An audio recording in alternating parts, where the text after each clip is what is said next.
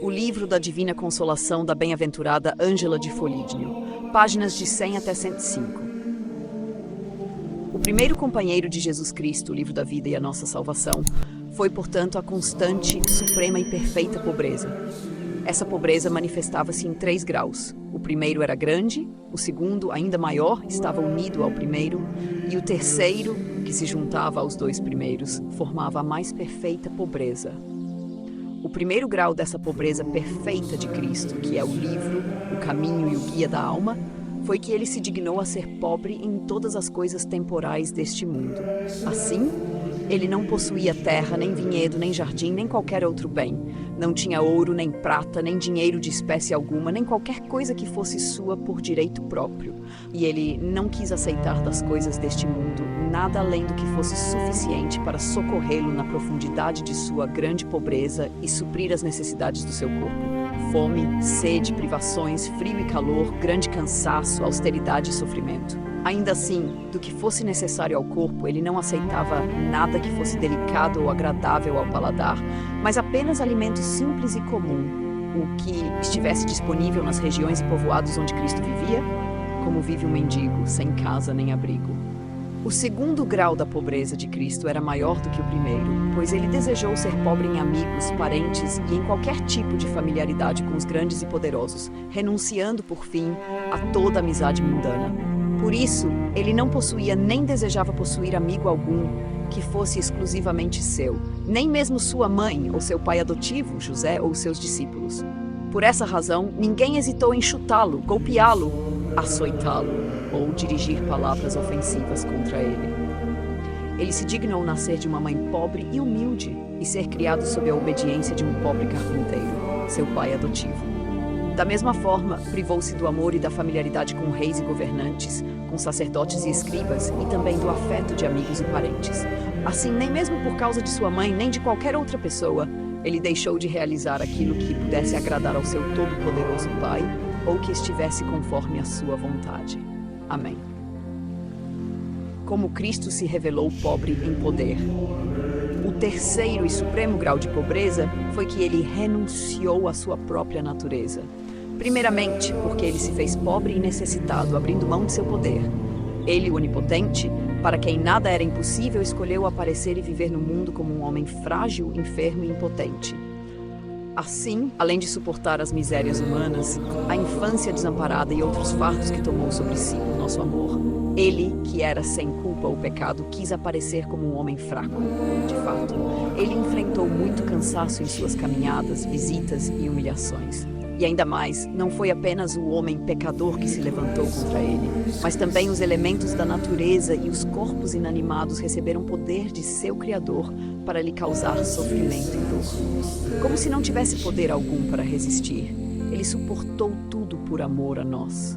Ele deu poder aos espinhos afiados para que penetrassem e ferissem cruelmente sua cabeça divina e trêmula. Ele permitiu que os laços e cordas amargas o amarrassem firmemente ao pilar e atassem suas mãos.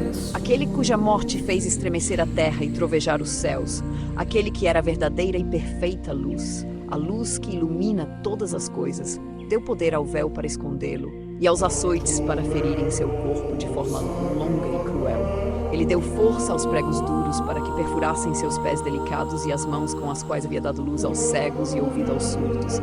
Ele conferiu poder à elevada cruz para sustentá-lo no alto, com seu corpo açoitado, ensanguentado e perfurado, pendendo em sofrimento, para que fosse exibido nu diante de todos. E para que ele pudesse sofrer a morte mais cruel e ignominiosa, ele fez com que o vinagre e o hisopo tornassem amarga sua boca. Maravilhoso de se ouvir. Com que a lança penetrasse e transpassasse seu divino lado e coração, de onde saiu sangue e água caindo sobre a terra. Além disso, ele concedeu aos soldados que o crucificaram, aos judeus, a Pilatos e a outros ainda piores, o poder de o julgar, acusar, ultrajar e insultar, de o espancar, zombar dele e finalmente de o matar. Ele, que com uma única palavra poderia ter impedido todas essas coisas. Com um simples sinal de sua cabeça, ele poderia ter derrubado e destruído todos eles. Se tivesse dado ordem a seu anjo, uma infinita multidão do exército celestial teria descido, em um instante, lançado todas as coisas nas profundezas do mar. Se ele não tivesse realmente concedido a eles o poder e não tivesse se mostrado impotente e fraco, não há dúvida de que nenhuma criatura seria capaz de fazer mal ao seu Criador. Na verdade, ela teria abominado tal ato. Um feito ainda maior foi o fato de ele ter se submetido aos elementos, ao frio e ao calor, à fome e à sede e a outras criaturas insensíveis, ocultando seu poder e despojando-se dele, assumindo a semelhança de homem para que ele pudesse ensinar a nós, fracos e miseráveis mortais, com que paciência devemos suportar as tribulações. Ele se privou de seu poder para que pudesse salvar o homem e, pela glória da ressurreição, fez com que o homem fosse fortalecido para resistir e suportar.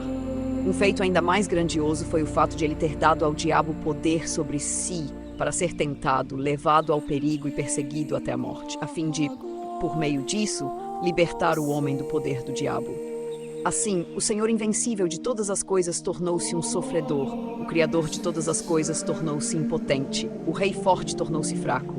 Nem se opôs ao diabo, mas submeteu-se a ele, a todas as criaturas insensíveis, à tribulação, ao sofrimento, à dor, a todo tipo de aflição e pesar, confundindo assim a nós, miseráveis desgraçados, que nos julgamos tão frágeis que não apenas recusamos toda tribulação e penitência voluntária, mas sempre que podemos afastamos de nós aquelas tribulações e aflições que nos são enviadas por ordem divina, murmurando contra Deus da maneira mais ímpia.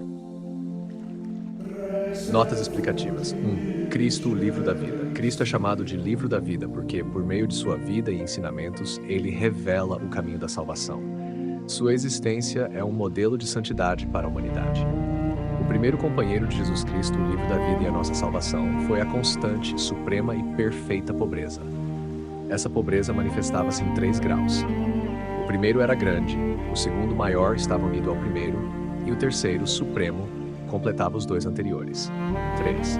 O primeiro grau dessa pobreza, que é o livro é o caminho e o guia da alma, manifestou-se na renúncia a todos os bens materiais. Cristo não possuía terra, vinhedos, jardins, ouro, prata ou qualquer outro bem, nem aceitou nada além do necessário para suprir suas necessidades. 4. Ele enfrentou fome, sede, privações, frio, calor, cansaço, austeridade e sofrimento, aceitando somente o indispensável para o corpo. 5.